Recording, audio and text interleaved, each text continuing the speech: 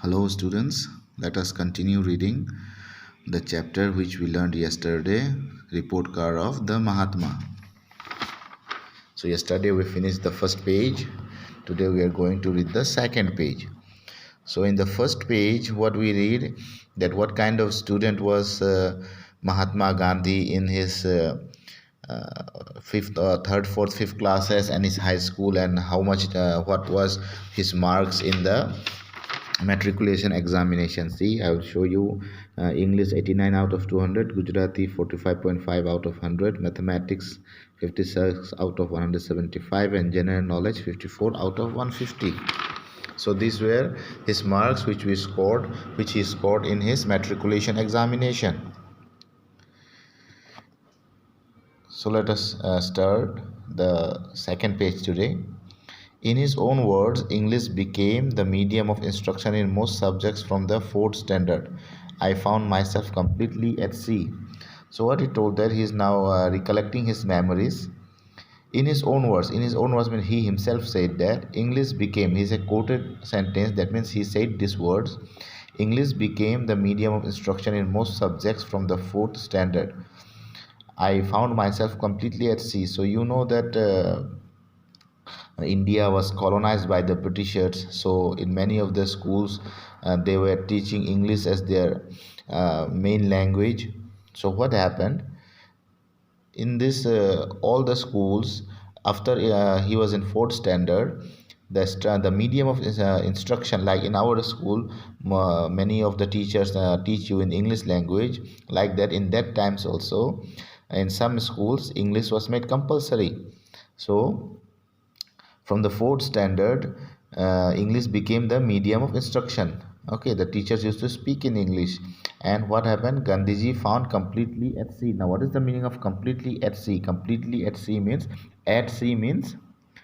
when you don't understand anything. Okay, when you don't, it is a terminology, it is a phrase. At sea. At sea means when you don't understand anything, we say at sea.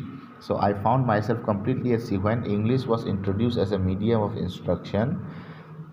The Mahatma Gandhi could not understand anything, because before that the medium of instruction was Gujarati, but suddenly it changed into English and he could not understand anything. Geometry was a new subject in which I was not particularly strong, and the English medium made it more difficult for me. So in the fourth standard he got a new subject, and the subject was geometry. Okay, so geometry was not really strong in geometry, and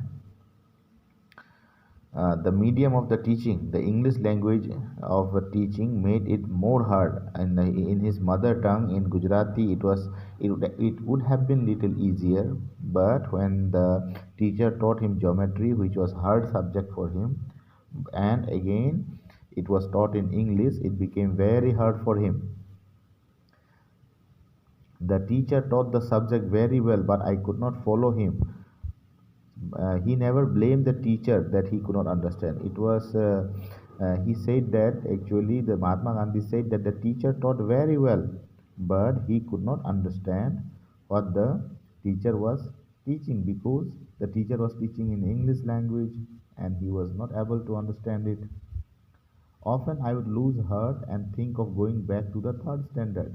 When, however, with much effort I reached the 13th proposition of Euclid, the utter simplicity of the subject was suddenly revealed to me. So, but what happened? He often lose heart. Okay, he often thought that he would quit the studies of in the class fourth standard, and he will go back to third standard, because the fourth standard he was facing difficulties. So he thought that I will go back to third standard, and because he was very disheartened.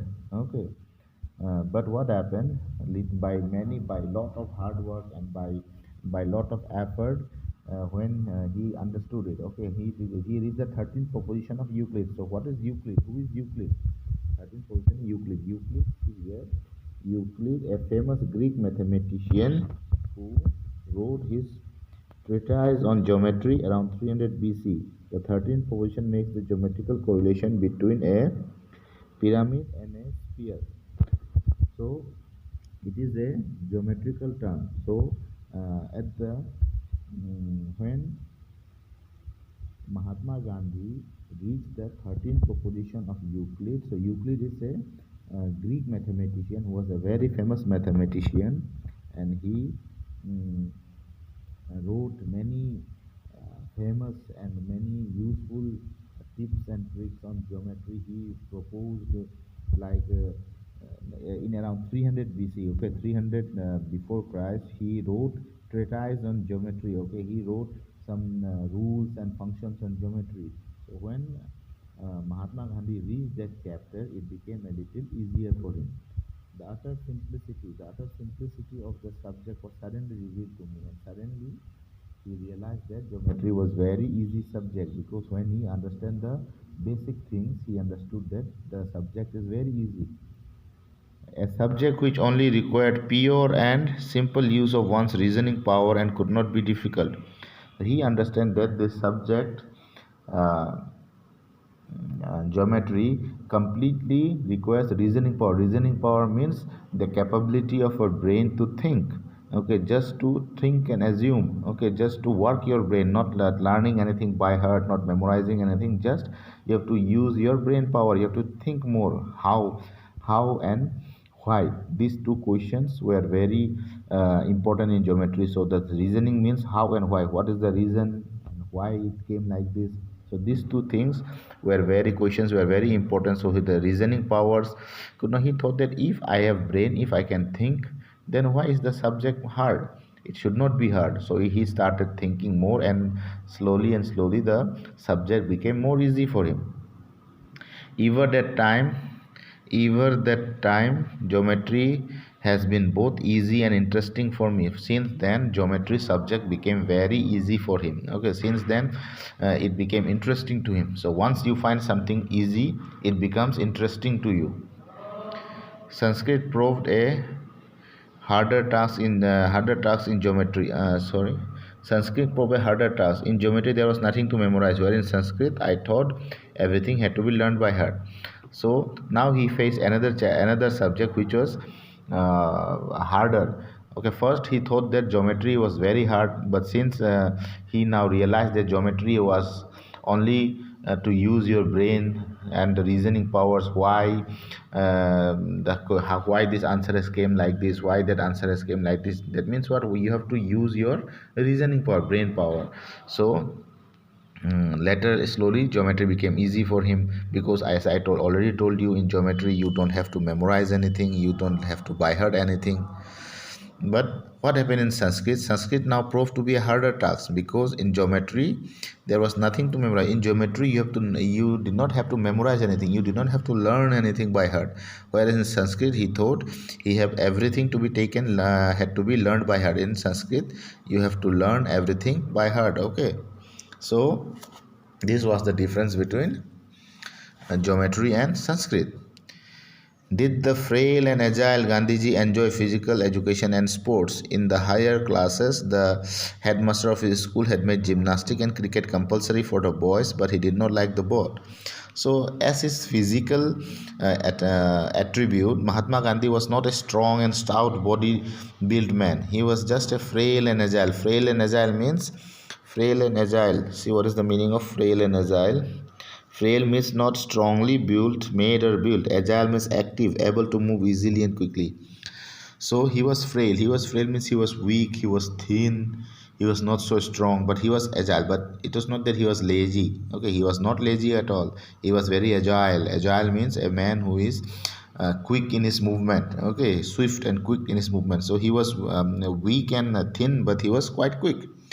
Gandhiji enjoy physical education and sports. So it was a question that did the Gandhiji, frail and agile Gandhi, enjoy physical education and sports? So like most of the students, you are very happy when there is sports period. Okay, games period.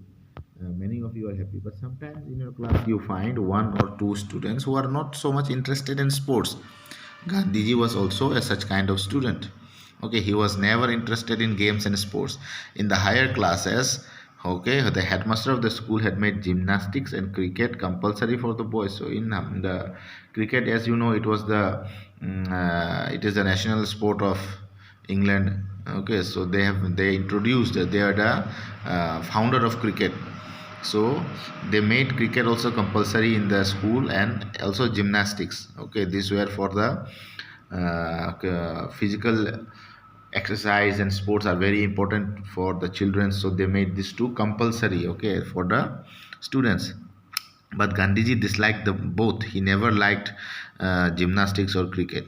He never took part in any exercise, cricket or football, before they were made compulsory. So before they were made compulsory, now it is compulsory means every student have to participate in sport. Every student have to take part in it. But before that, it was not compulsory.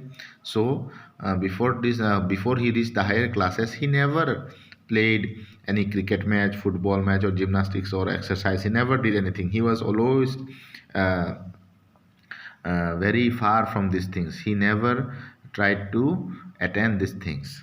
Okay, so that's all, student. The remaining part from where it is, the remaining part from my shyness, from here it is. Okay, my shyness, I will teach you tomorrow. Okay, so this class is up to this much. I hope you understand. If you don't understand, please listen the lecture again and again. Okay, please go through the words which you don't understand, and you can ask me in your doubt section. Okay, students, thank you. Have a nice day.